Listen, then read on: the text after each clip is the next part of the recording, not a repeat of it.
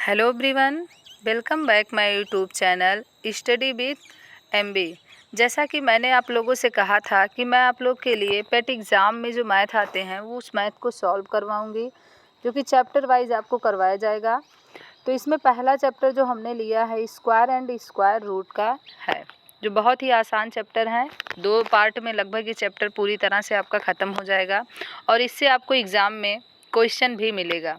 तो देखिए, पहले टाइप का क्वेश्चन जो हमने लिया है, एक तो आप स्क्वायर का मतलब समझेंगे कि स्क्वायर का मतलब क्या होता है। किसी भी संख्या के पावर कितना होता है, 2 होता है। ठीक है, तो यहाँ पे हमने कुछ नोट में लिखा है, किसी भी संख्या के वर्ग के अंतिम अंक 1, 4, 5, 6, 9, 0 होता है। इसका मतलब ये हुआ कि अगर हम किसी भी संख्या का वर्ग निकालते हैं तो उसमें इकाई का जो अंक आता है या तो 1 आएगा, 4, 5, 6, 9, 0 के अलावा कोई भी अंक नहीं आएगा। ठीक है, तो ये आपका होता है। इसमें क्वेश्चन कुछ पूछे जाते हैं आपसे कि 4 ऑप्शन आपको दे देगा, बताएगा, पूछेगा कि बताइए इसमें से कौन सा पूर्ण वर्ग है। इस सब टाइप का क्वेश्चन पूछा जाता है। देखिए, इसमें पहला टाइप जो हम क्वेश्चन को करेंगे वो क्या है, गुणा एवं भाग पर प्रश्न। किस पे है? गुणा एवं भाग पर प्रश्न की बात कर रहे हैं। इसमें जो हमने पहला क्वेश्चन लिया है वो क्या है, देखिए क्वेश्चन पढ़ते हैं। 648 में कौन सी छोटी संख्या से गुणा कर दिया जाए कि प्राप्त संख्या का गुणनफल पूर्ण घन वर्ग बन जाए। ठीक है, यहाँ पे क्या कह रहा है, वर्ग की बात कर रहा है। तो जैसे वर्ग पे होता वैसे घन होता। अभी हम लोग वर्ग के बारे में देखेंगे। कह रहा है कि ये जो 648 दिया है ये पूर्ण वर्ग नहीं है, मतलब इसका पूरा वर्गमूल नहीं निकाला जा सकता है। तो कह रहा है इस 648 में कौन सी सबसे छोटी संख्या से हम गुणा कर दें कि प्राप्त संख्या हमारा एक पूर्ण वर्ग बन जाए। तो देखिए कैसे करेंगे। जब भी ऐसा क्वेश्चन आपको मिलेगा तो यहाँ पे 648 जो दिया गया है इसका हम लोगों ने अभाज्य गुणनखंड निकाला है। अब देखिए अभाज्य गुणनखंड निकाले और यहाँ पे हमें वर्ग बनाना है। ये चीज़ आपको ज़रूर ध्यान रखना होगा कि वर्ग बनाना है कि घन बनाना है। तो वर्ग बनाना है तो यहाँ पे देखिए हम 2-2 का पेयर बनाएंगे। तो यहाँ पे 4 कितनी बार आया है, 3 कितनी बार आया है, 4 बार आया है। तो इसके 2 जोड़े बन गए, बाकी 2 हमारा 3 बार आया है। तो इसके कितने 2 जोड़े बने, 1 जोड़ा बना और 1 हमारा बचा रह गया। ठीक है, तो देखिए जो हमारा बच जाएगा उसमें देखिए 2 बचा है। अब 2 में 1 2 का हमें और गुणा करना पड़ेगा, तब ये हमारा क्या होगा, पूर्ण वर्ग बनेगा। तो देखिए अब 1 2 का जो गुणा करना पड़ेगा वही हमारा क्या हो जाएगा, करेक्ट आंसर हो जाएगा। तो इसमें क्या हो जाएगा, गुणा करने वाली जो संख्या हो जाएगी वो कितनी हो जाएगी, 2 हो जाएगी। अब देखिए अगला क्वेश्चन जो हमने लिया है वो पूर्ण घन पे है। वर्ग के साथ साथ आप घन भी समझते चलिए क्योंकि दोनों का कॉन्सेप्ट एक ही जैसे है। यहाँ पे देखिए जो हमने क्वेश्चन लिया है वो क्या है, 100 लिखा है। कह रहा है कि 100 में किस नंबर से गुणा कर दें कि प्राप्त संख्या पूर्ण घन बन जाए। ठीक है, यहाँ पे क्या बनाना है, हमें घन बनाना है। अब देखिए यहाँ पे जो हमारा 100 है, 100 का जब हम अभाज्य गुणनखंड निकालेंगे तो आपको सभी को पता है कैसे निकालते हैं। अब इसको 2 से कैंसिल करेंगे, ये कितना हो गया, 50 हो गया। फिर 2 से करेंगे, फिर कितना हो गया, 25 हो गया। और 25 का जब हम कैंसिल करेंगे तो कितना आ गया, 5 आ गया। अब ये 2 बार हमारा 2 हो गया, 2 बार हमारा क्या हो गया, 5 हो गया। मतलब अभी इसमें कितने की कमी है, 1 2 की कमी है। अगर 1 2 और इसमें हम लाएंगे तब 3 पेयर बनेगा 2 का, और 1 5 की भी कमी है। तो यानी किसकी कमी है, 2 और 5 दोनों की कमी है। तो 2 5 का गुणा करेंगे कितना आ जाएगा, 10 आ जाएगा। इसका मतलब ये हुआ कि 100 में अगर हम 10 का और मल्टीप्लाई कर दें तो प्राप्त संख्या एक पूर्ण घन बन जाएगी। तो ये कॉन्सेप्ट आपको बिल्कुल समझना है कि जब भी यहाँ पे कहेगा तो जिसका पेयर नहीं बनेगा, मतलब जोड़ा नहीं बनेगा। अब देखो यहाँ पे जैसे बच गया है तो उसमें किस नंबर का हम गुणा कर दें कि वो जोड़ा बन जाए। ठीक है, तो ये हमारा क्या होता है, इस तरीके से पूर्ण वर्ग और घन निकलता है। अब अगला क्वेश्चन जो दिया है वो कह रहा है, देखिए तीसरा है, 320 में कौन सी छोटी संख्या से भाग कर दिया जाए। देखिए गुणनफल वाला तो बेसिक सबको पता होता है। ये देखिए कौन सा दिया है, इसमें कह रहा भाग करना है। 320 हमारा दिया है, कह रहा 320 में किस संख्या से भाग कर दें कि प्राप्त संख्या पूर्ण वर्ग बन जाए। ठीक है, तो देखिए इसमें कह रहा है ये पूर्ण वर्ग हमारा है नहीं, तो इसमें भी सेम हम यही चीज़ करेंगे, गुणनखंड इसका करेंगे तो इतना आएगा। अब ये जब भाग करने के लिए पूछा जाएगा तो इसमें जो संख्या बच जाएगी वही हमारा क्या हो जाएगा, आंसर हो जाएगा। ठीक है, तो देखिए यहाँ पे कितना बच गया है, 5 बच गया है, नहीं 2 2 पूर्ण वर्ग की बात कर रहा है तो 2 2 का जोड़ा हम बना रहे हैं, 1 5 हमारा बच गया है, तो जो बच जाएगा वही हमारा क्या हो जाएगा, आंसर। यानी इसमें अगर हम 5 से भाग कर दें तो जो हमारी संख्या होगी वो पूर्ण वर्ग बन जाएगी। ठीक है, अब ऐसे हम घन वाला देख लेते हैं। इसमें देखिए, इसमें कह रहा है 40 500 में कौन सी छोटी संख्या से भाग कर दिया जाए कि प्राप्त भागफल पूर्ण घन बन जाए। अब देखिए इसमें हम क्या करेंगे, 40 500 का आप लोग क्या करेंगे, आप सभी लोग इसका प्राइम फैक्टराइजेशन करेंगे, अभाज्य गुणनखंड निकालेंगे। देखिए जब आप निकालेंगे तो आपको मिलेगा कितना, 2 बार आपको क्या मिलेगा, 2 मिलेगा, और 3 आपको कितनी बार मिलेगा, 4 बार मिलेगा, और 5 आपको 3 बार मिलेगा।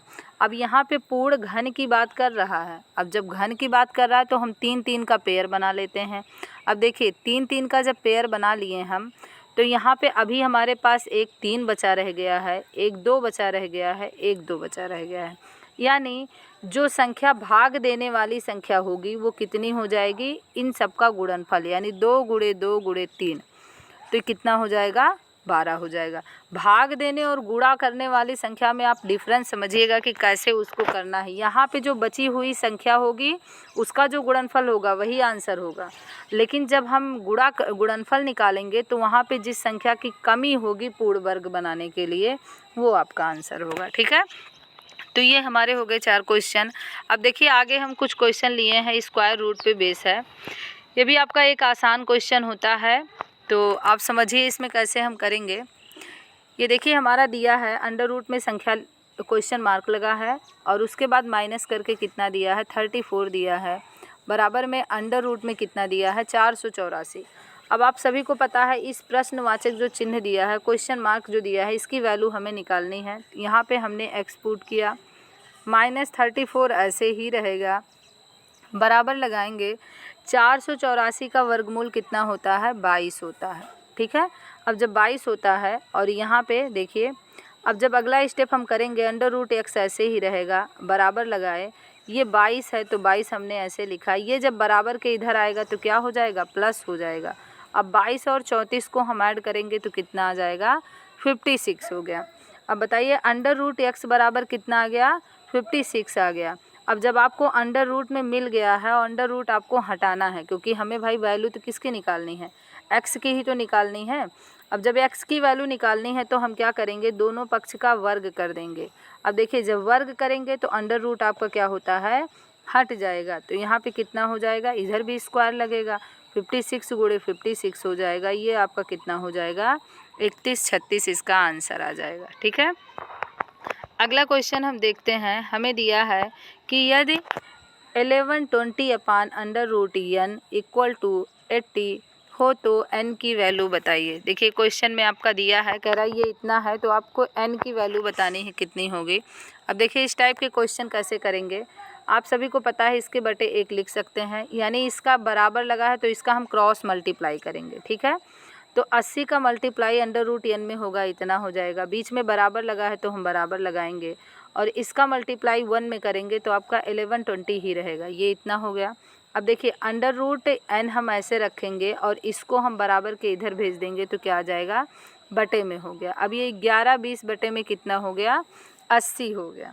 0 से 0 आपका कैंसिल हो गया, और ये 112 8 से काटेंगे हम तो 14 बार में पूरा क्या हो जाएगा, कैंसिल हो जाएगा। अब देखिए इधर क्या बचा, अंडर रूट x बराबर में कितना बचा, 14। अब पहले जैसा क्वेश्चन यहाँ भी बन गया, मीन्स ये अंडर रूट हमें हटाना है तो दोनों पक्ष का वर्ग करेंगे, तो अंडर रूट x गुणे अंडर रूट x, और यहाँ पे कितना हो जाएगा, 14 का स्क्वायर। अब आपको पता है 14 का जब हम 2 बार गुणा करेंगे, 14 गुणे 14 तो कितना आ जाएगा, ये 196 आ जाएगा।